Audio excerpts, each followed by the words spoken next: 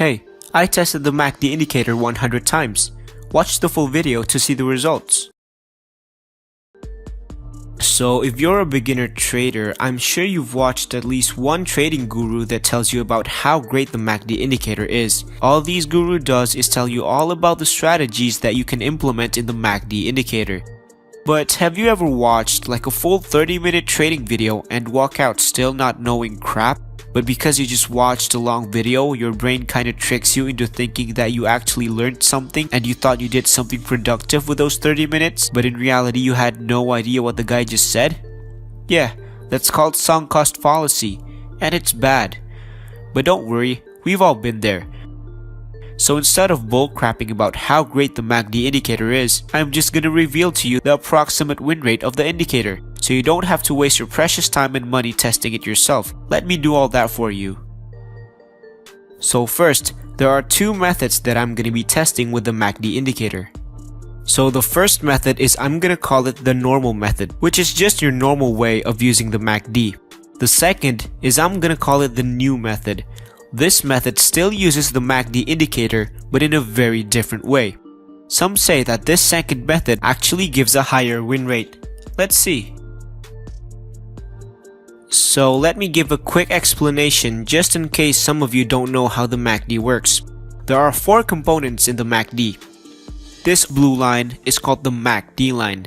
This line moves faster and is more sensitive to price action, which will be the main focus of the MACD indicator. This orange line is called the signal line.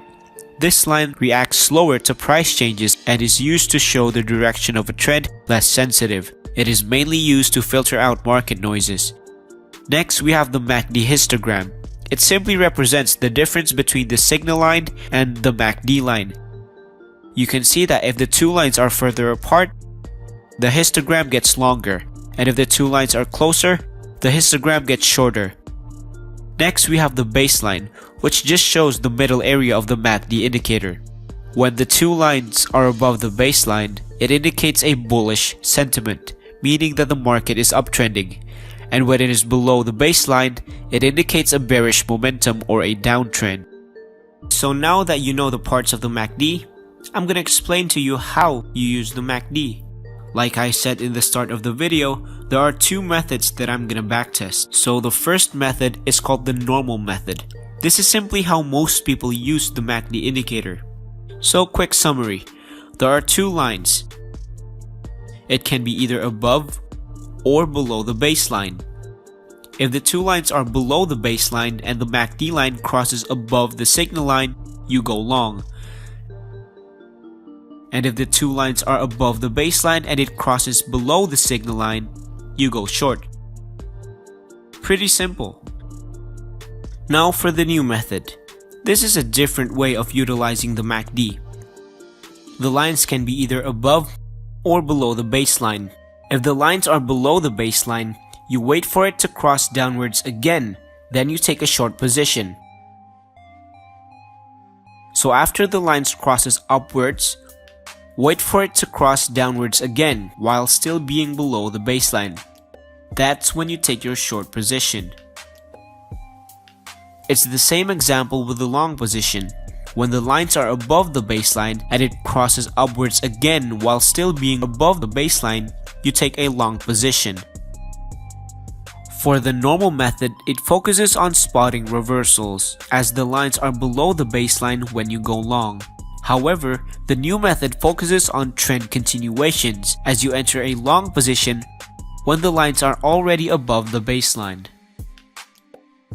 For my exit strategy, since we are solely testing the MACD indicator, that means I will also use the MACD indicator as my exit strategy. My exit strategy would be the same for those two methods. Every time the MACD line and the signal line crosses over, I exit my trade. It doesn't matter if it's above or below the baseline. If it crosses over at any point, I close the trade. There are a couple of rules that I use when backtesting an indicator. The first rule is measuring at a candle's close. What do I mean by this? Well, indicators collects data from the candle itself, so if the candle is still moving, the indicator would also be moving. That is why it is important to start measuring from a candle's close. For example, here we have a chart. Let's say I'm testing the normal method, so I'll start measuring here. Because it's a green candle, so the close is in the top part of the body, so I'll start here. And let's say, just an example, that our exit signal is here, and it happens to be a red candle. A red candle closes at the bottom of the candle's body, so the measurement would be from this point to this point. The next rule is that if my entry signal appears immediately after my exit signal, I'm gonna enter at the next candle. So what do I mean by this? Because our exit strategy is waiting for the MACD to cross over, there are often times where the MACD displays an entry signal right after it displays an exit signal, as shown here.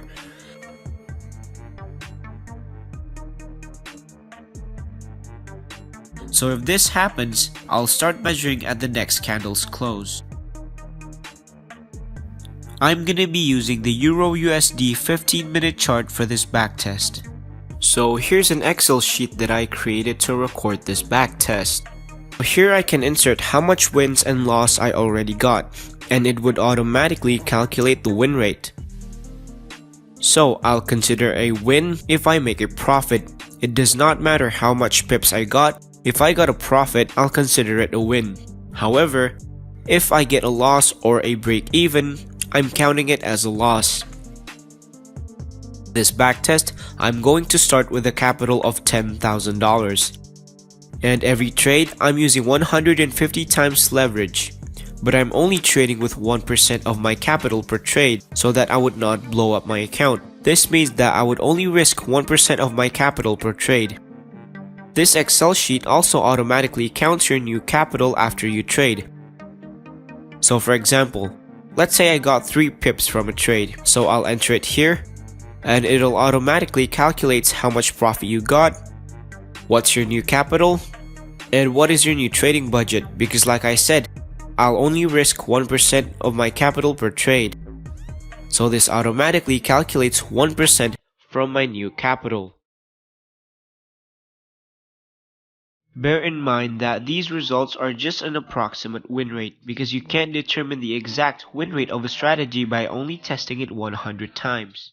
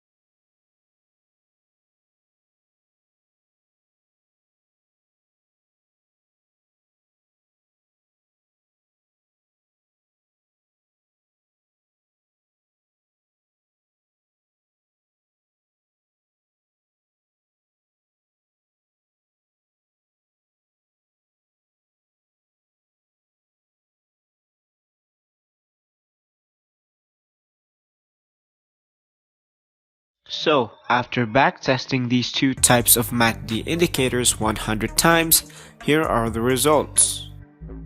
So for the normal method, we have a 42% win rate with 42 wins and 58 losses. But even though the win rate is less than 50%, we still managed to come out profitable. We made a total of $10.13 or 9 pips from our $10,000 investment. Now remember that we didn't manage our losses and had a proper exit strategy. So if we had used a proper risk management and a good exit strategy, I'm pretty sure we would come out more profitable. We actually made $343 at some point. Our biggest single trade win was $115.42, which was about 57 pips. However, our biggest one trade loss was $156 or 77 pips. Like I said, had I used a correct exit plan and a proper risk management, I could have avoided that huge loss and exited that trade earlier. For the new MACD method, the second MACD strategy had a whopping 23% win rate, which is very far compared to the normal method with 42%. We lost a total of $93.75, which is about 46 pips using this indicator. At some point, we reached a profit of $138.33. Our biggest one trade profit was $59. And our biggest one trade loss was only $42. Unlike the normal method, where most losses comes from huge one trade losses, this indicator's losses mostly comes from small yet continuous losses. So I think even though if we used a tight stop loss and the correct money management, the results wouldn't be any better either because the odds are simply against us. The concept of the new method kinda makes sense as it tries to capture continuation trends instead of reversals, yet the normal method does a much better job of detecting continuation trends while giving a good entry. Because in my opinion, the new method tries so hard to capture continuation trends, meaning that the trend had already happened. It also displays a late signal and it's not even a good entry. Overall, I think the MACD does a really good job of spotting early trends. Of course, trends on the market does not always happen. Sometimes the market is stagnant, but the MACD rarely gives false signals for entry, especially when you combine it with a good exit indicator. If you want me to backtest multiple indicators, comment which indicators you want me to backtest below. And remember, the most important factor to determine your success is always money management, because trading is just a probability game and finding which indicators has the highest probability would give you an edge. And if you pair that up with good money management, you will succeed at trading. And that's the end for me today. Subscribe if this content gave you value. Thank you so much for watching and I'll see you in the next video.